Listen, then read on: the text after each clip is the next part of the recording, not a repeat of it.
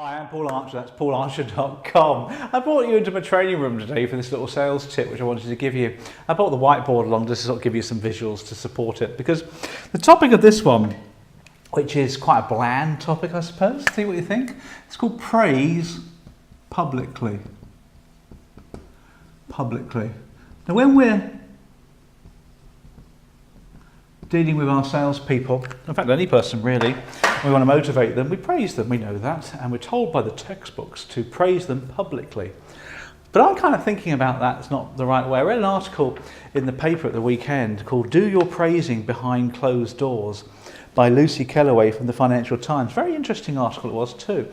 And she was saying that research has been showing, anecdotally, admittedly, that praising publicly doesn't actually get the rewards you want because of the knock-on effect.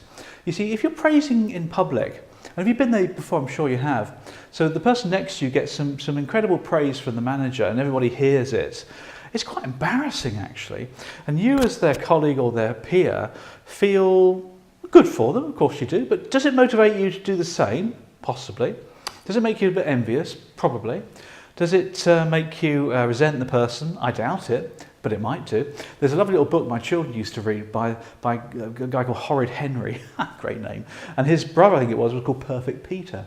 Now Perfect Peter was always doing things right.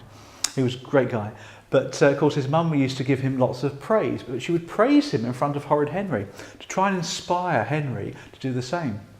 And it only used to embarrass Perfect Peter anyway, but Horrid Henry, rather than being inspired, would plot the next way of getting back on his little brother. It's quite funny really. Makes you think, doesn't it? So if you are giving praise, think about how you would react. Think about if it is the right thing to do, praise in public.